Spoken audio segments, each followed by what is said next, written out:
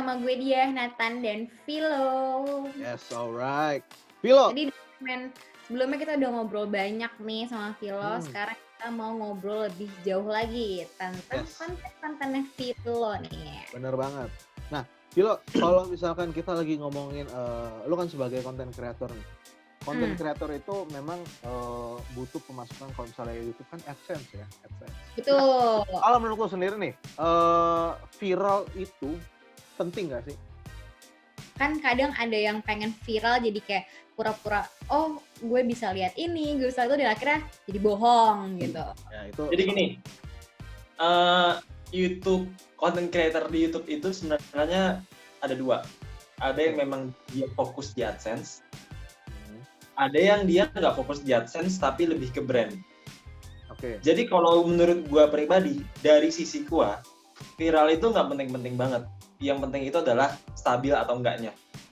Oke. Karena gua lebih mengutamakan brand yang masuk daripada AdSense. Oke. Nah, ada juga orang yang memang anggaplah dia inginnya ramai. Dia pengennya cepat, dia nggak mau ada proses segala macam, dia maunya langsung naik. Akhirnya bikinlah konten yang viral tanpa memikirkan keselamatan. Contoh, pocong pinggir jalan. Waduh.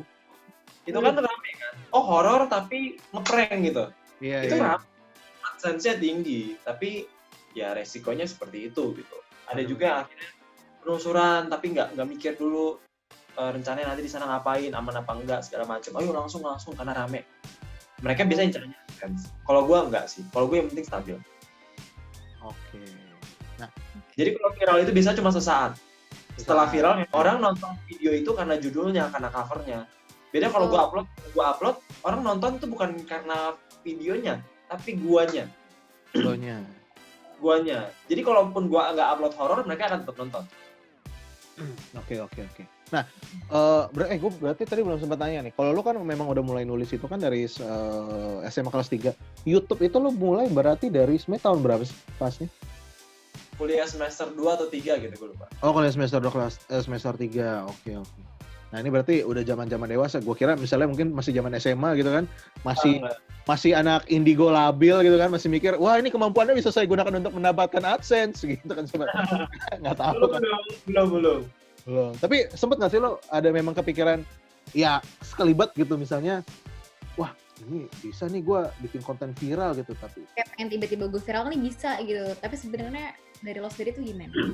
Salah satu alasan gue bikin konten adalah biar gue bisa ketemu yang sesama bisa sih. oh gitu. Oke, tujuannya. Contoh ya.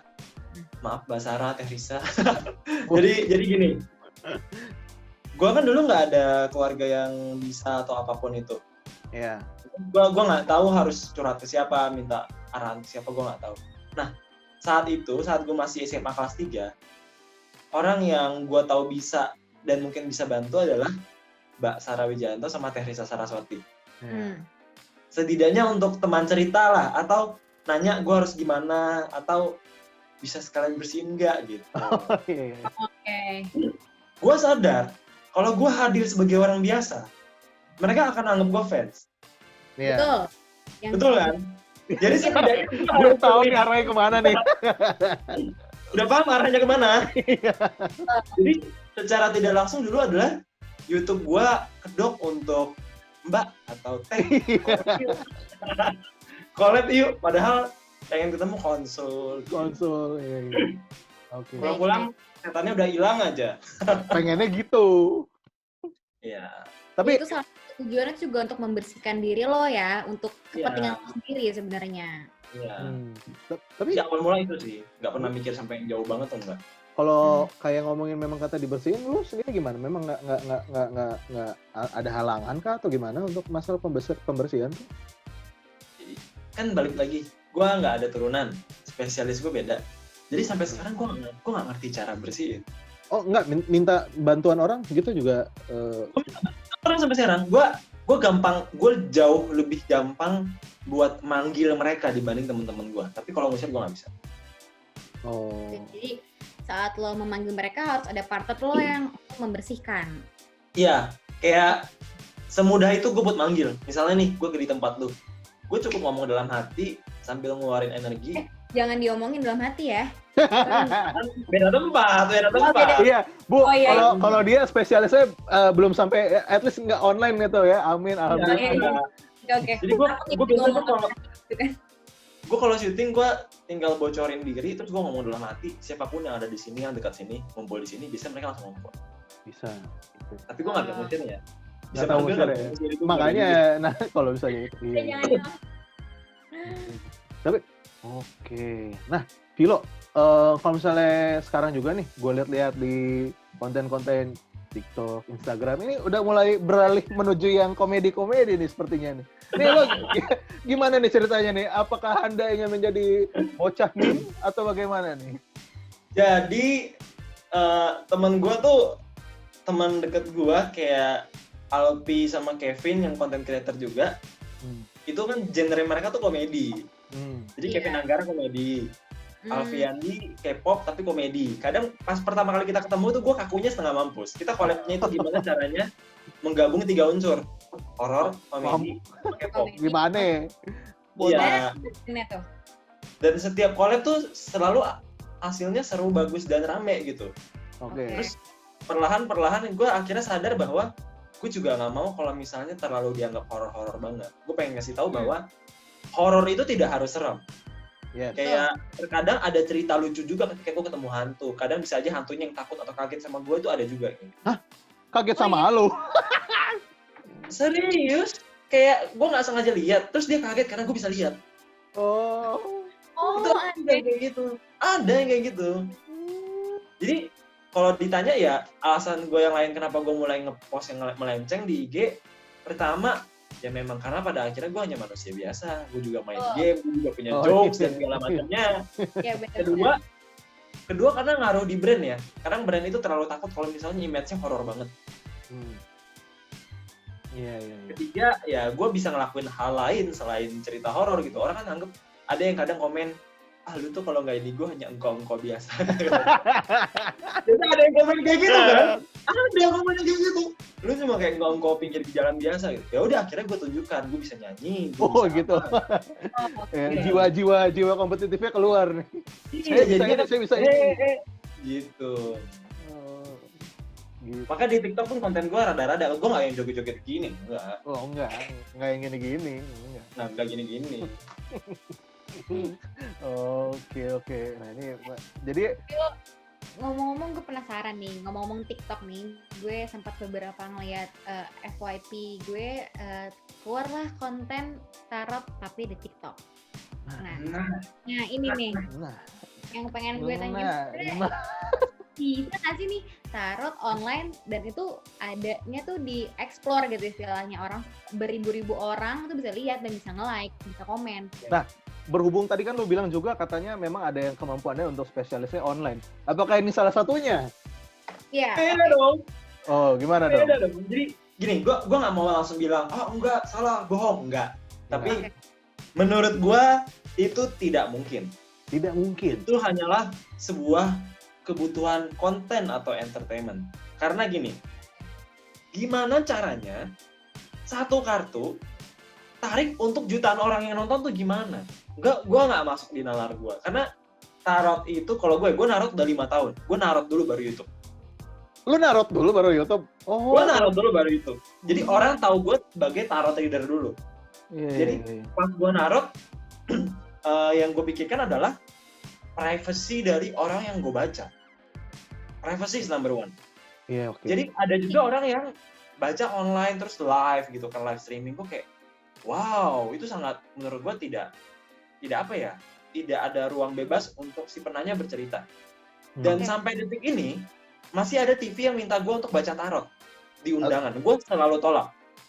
Jadi gue cukup kaget ketika ada orang yang langsung bisa kayak baca nih di YouTube bikin tarot, membaca tentang kehidupan si artis A, membaca kehidupan rumah tangga si B gitu. Yang menurut gue yang diincar hanyalah itu hanya SEO-nya doang supaya view-nya tinggi. Iya. Jadi menurut gue seperti itu. Dan yang di TikTok juga sama, karena hal-hal berbau horor atau Ramalan itu sangat menarik perhatian orang-orang ya, apalagi ramalan ya, menarik perhatian Iya. bagi mereka yang frustasi, punya masalah, stres. Pasti. Orang-orang Nggak usah tarot. kita jadi Iya. kayak relate nih sama gue. Bener. Oh, Apalagi kalau relate, bener banget. Nggak usah tarot, zodiak aja orang suka baca kan. Contoh nih ya, ini contoh. Anggaplah ya, anggap gue yang pengguna TikToknya. Oke. Terus gue megang kartu tarot. Gue tinggal gini kan biasanya, kan gampang lah. Ambil satu. Lu kan nggak tahu arti kartunya apa. Iya benar. Betul nggak? Benar. Bagaimana kalau gue ngomong gini? Saya melihat anak umur 18 sampai 20-an sekarang lagi ada banyak masalah. Semua orang punya masalah. Hey, semua orang punya masalah. Ini jutaan orang yang nonton nih. Iya. Aduh. Saya melihat di kartuku tuh ya lagi ada banyak lah anak-anak perempuan umur 23-25 galau tentang cinta. Banyak. Semuanya banyak. Semuanya. Betul. Betul. Gimana yang frustasi? Oh iya. Wah. Wow. Jadi memang sebenarnya dia cuma ngambil Ya. iya, ngambil ya baseline garis besarnya yang semua orang pasti kena, makanya jadi terpercaya gitu kali ya. Ya, karena maksud gue kalau online perorangan gue masih bisa oke lah berusaha gitu, mikir gitu. Online perorangan gue masih bisa, oh mungkin emang itu konsul gitu. Tapi kalau online yang nonton jutaan orang, itu gimana ceritanya? Garis hidupnya sama gitu.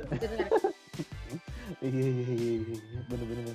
Itu kalau Jadi, tarotnya ya Mas gitu ya. Yoga jangan terlalu cepat percaya nih sama konten-konten Iya. yang gitu. Takutnya ntar Anda terbuai dan akhirnya jadi jatuhnya jadi malah makin stres, kok relate Betul. di Mm-mm. apa, jadi kayak ngikutin gitu loh jadinya. Jadi Benar. nggak bisa semua dikaitin ke supranatural ataupun ramalan tuh nggak bisa. Nalar pun harus tetap jalan. Nalar, Oke. benar. Gue main tarot, tapi gue nggak percaya tarot. Gue main doang, gue nggak percaya. Oh, lu main tapi lu nggak percaya? Nggak, lu Gua nggak- lu berarti lu nganggap tarot ini tuh apa? Media bisnis lu atau Jadi- apa nih, gimana nih? Tarot itu bagi gua hanyalah sebuah permainan. Jadi tarot yang gua mainkan ini hanya memperkirakan apa yang akan terjadi, potensi yang akan terjadi dengan energi lu yang sekarang. Sedangkan Itu setiap kan- orang tuh energinya berubah-berubah, tergantung mood, pengalaman hidup dan lain sebagainya. Jadi ketika Itu kan kartunya- baru potensi ya, belum Gimana? akan kejadian. Itu kan baru iya potensi. belum tentu kejadian, baru potensi. Baru Oleh potensi. karena itu, gue pengen orang nggak percaya supaya potensi lain terbuka. Oke, setuju. Ketika dia percaya, secara nggak langsung tuh dia membatasi itu terjadi, dia yang membiarkan itu terjadi. Ya. Benar. Jadi ada orang yang ngomong, oh tarot itu dosa karena melangkahi Tuhan. Ya ketika lu percaya itu dosa, ketika lu hanya menjadikan itu sebagai saran, ya enggak. Benar. Dan gue justru senang ketika kartunya jelek. Karena ketika kartunya jelek, itulah guna tarotnya, untuk kita menghindari itu. Oh. Oke. Atau kalau misalnya kartunya bagus, kita ubah jadi lebih bagus atau lebih cepat. Iya. Masalahnya, orang-orang itu suka kalau kartunya bagus. Oh bagus, haha gitu, seneng gitu kan. Jadi santai. Iya. Jadi kayak oh ya udah gitu. Nah itu yang salah menurut gue. Terus yang kedua, kalau misalnya dia nanti dapat kartu tarotnya jelek, mungkin bakal berpengaruh kali ke overthinkingnya dia juga. Benar Kayak dia, benar. Betul. Negatif. Iya gitu. Itulah kenapa gue selalu tekanin bahwa ini cuma kartu, jangan dianggap serius, ambil positif aja. Karena Ambil positif. hidup tak mungkin ditentukan oleh selembar kertas yang diproduksi bagi paradigma ini. Iya. Gitu ya. Itu salah satunya. Benar. Kadang tuh sebenarnya nggak perlu kartu, maksudnya nggak perlu tarot untuk mengingatkan lu apa yang benar dan salah. Cuma anggaplah kenapa orang datang ke gue, karena gue di luar circle mereka, jadi gue akan memberikan tanggapan yang objektif. Yes, Oke. itu kali ya. Temen lu, anggaplah temen lu ada masalah, lu pun mungkin udah bisa ngerasain energi kesesatan dia dan pengen ngomong tapi nggak enak, Iya. betul kan? Biasanya kan kayak Betul. gitu. Tapi karena nggak enak, akhirnya nggak tersampaikan. Iya. Nah tarot ini anggaplah media lain yang kita nggak kenal, jadi gue berani belak-belakan. Jadi lu berani belakang gitu. Nah, ini ngomongin baca tarot nih. Ini kan memang lu ada apa ya bilangnya? Lini CV lo ini untuk memang baca tarot. Ini terakhir kali orang memang datang ke lu untuk secara professionally mereka minta ke lu itu kapan sih lo? Sebelum pandemi atau selama pandemi juga masih ada? Selama pandemi masih ada, gue cuma ngadain sebulan sekali. Sebulan sekali. Sebulan Gimana? sekali dengan syarat Dengan syarat? Kalau lu udah tahun ini, lu nggak boleh lagi. Bolehnya tahun depan. Oh gitu. Iya. Mereka Kalau gimana? dia datang lagi di tahun ini, berarti dia percaya. Dan gue nggak mau itu. Jadi itu udah rules tetap gue sejak 5 tahun lalu sampai sekarang. Iya. Setahun cuma boleh sekali. Karena kadang memang dulu pas awal-awal nggak ada aturan itu, dan akhirnya ada yang adiktif. Kayak, oh kena Phil, jadi gue mau ketemu lagi, kena Phil, gue mau ketemu lagi. Nah, gue di situ gue nggak mau, karena kena itu bukan karena kartu gue, tapi karena lo membiarkan itu kena. Iya. Udah dibilang jelek, lo membiarkan, ya terjadilah gitu loh. Benar. Jadi bukan kartu gue yang membuat itu menunjukkan bahwa oh ini pasti terjadi, enggak, tapi energi orang itu, energi si penanya. Jadi gue sampai sekarang masih, dan jujur itu kadang buang stres gue ya. Dengerin masalah orang itu buat gue buang stres. Oh gitu ya. Gitu ya, itu salah satu cara lo gitu untuk memang buang stres masa pandemi lagi gini ya. Gitu, Ya, kayak menjadi tamparan ketika lu mendengar masalah yang lebih berat dari masalah lu. Nah ini dia gitu. Oke. Nah, Vilo, ini kita udah hampir di penghujung acara nih. Nah ini kita pengen tahu dong, ini kira-kira dalam waktu dekat ini ada kegiatan-kegiatan lo nih apa aja sih? Kalau misalnya memang ada mau baru di YouTube. bener atau ada konten kan ini komedi nih atau mau collab lagi dengan siapa dalam waktu dekat? Nah ini boleh di-sharing dong sekarang. Oke. Kalau di YouTube gue ke segmen baru Kumpul Malam, lagi mulainya banget. Kumpul Malam. Segmen dimana gue dan 2 teman gue bisa juga berkumpul di suatu tempat, dan nggak usah nyari, nggak usah penelusuran, kita cek yang ada aja gitu, karena semua tempat tuh ada. Biasanya rumahnya ya rumah teman sih. Oh, untung rumahnya rumah teman juga gitu. Oke. 2, lagi nerusin buku dan hampir selesai. Mantap. Keren. Ya. Habis itu apa ya? Udah sih, nggak ada, itu doang. Bukunya ini tahun ini atau rencananya tahun depan? Harusnya tahun ini. Harusnya tahun ini. Oke, untuk Smart Viewers ya, langsung tungguin aja buat ini ada salah satu. Bukunya ini lagi membahas mengenai apa nih? Nggak sepenuhnya horor sih, kayak lebih ke ada cerita hidup gue juga, ada gangguan juga. Oh, biografi gitu. Cerita gue lah, cerita hidup. Oh, cerita-cerita lo ya. Oke. Nah, itu Smart Viewers bisa. Nah, Vilo juga boleh kasih tahu dong, ini kira-kira ada platform-platform Vilo boleh di-sharing juga, YouTube-nya atau mungkin ada TikTok-nya, ada mungkin Twitter, boleh dikasih tahu juga dong. YouTube Philo Sebastian kalau yang horor. Siap. Filosofi Philo yang tidak horor. Filosofi Philo ya kalau Iya. yang Kalau di Instagram, TikTok, Twitter, Philo_Sebastian. Philo_Sebastian. Itu dia ya. Oke, nah ini Smart Viewers pokoknya buat teman-teman bisa langsung aja mampir ke sana. Philo juga suka main games ya? Sekarang lagi suka main apa nih Philo? Valorant dong. Valorant. Fall Guys nggak main? Lagi trending-trendingnya? Oh enggak. Gue jarang main game sebenarnya, tapi gue main kalau ada temen yang main gue ikut. Oh kalau ada yang main. Wah ini anak Valorant nih. Minggu lalu juga narsum gue 2 minggu lalu anak Valorant. Ya udah. Emang ini narsum. Mobile Legends masih, Mobile Legends. Oh, Mobile Legends juga masih. Oke, makanya buat Smart Viewers pokoknya buat yang penasaran sama Philo boleh langsung aja dipantengin terus tadi media-media sosialnya dan juga konten-kontennya di YouTube, TikTok dan berbagai macam yang lain itu tadi ya.